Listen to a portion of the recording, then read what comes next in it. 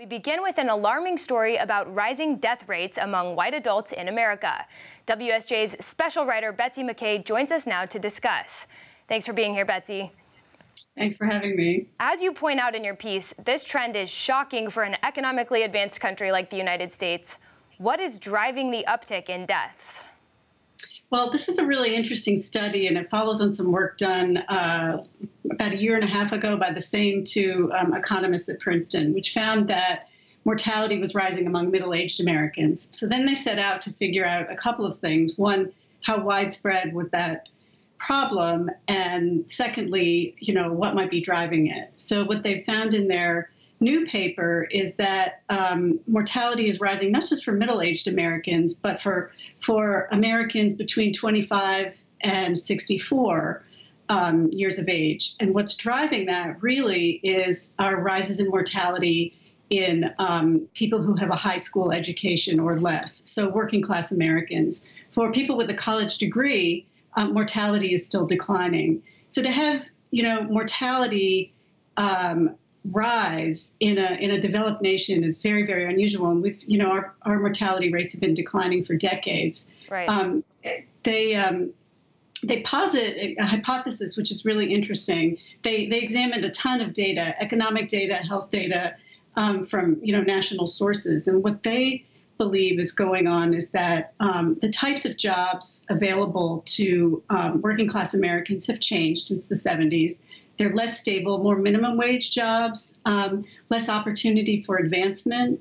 And at the same time, there are a lot of social trends, decline in marriage, more cohabitation, more children born out of wedlock, more social isolation, families aren't stable. Right, and so you touched on education and also the workforce. These deaths of despair, especially with the opioid crisis we've seen in America, they believe are leading more white adults to die younger. Is that correct? That's correct. And they do point out that these trends were, underway before the opioid epidemic took off. I mean, opioids were really introduced in the 90s, and the epidemic has kind of taken off in the 2000s, whereas changes were starting to occur, before the mid 90s. But the opioid epidemic has definitely accelerated it. And then on top of that, you have alcohol-related liver diseases, and you have suicide. Suicide and opioids are often tied. It's hard to tell sometimes whether a drug overdose was intentional or accidental. Right. Well, it's also interesting because these studies always look at race.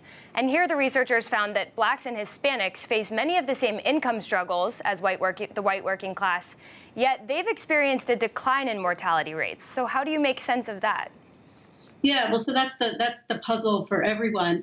What they say is that for whites, for working class whites, times were better earlier. So in other words, there was an expectation, more of an expectation of life improving.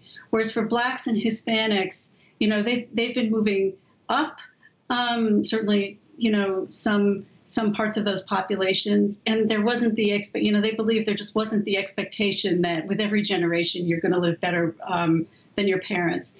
They also, think what needs to be explored is they posit the idea that anti-poverty programs have been of more benefit to blacks, whereas whites might not have been able to benefit from them. Their salaries might have been high enough so that they don't qualify. Last but not least, one of the biggest stories today is the healthcare vote. We could be seeing some major changes for federal entitlement programs like Medicaid. Do you foresee those changes impacting mortality rates? Would that play a role in these trends? Well, it really remains to see exactly what they do with the healthcare bill. But certainly, there are those estimates that millions of people could lose coverage, or millions could qualify for coverage that is not as good as what they have now. A lot will depend on what happens with Medicaid, but potentially, yes, you could have a lot of people, including these people, working class whites, as well as blacks and Hispanics, losing coverage if the vote goes that way. All right. Thank you, Betsy, for joining us. Thank you.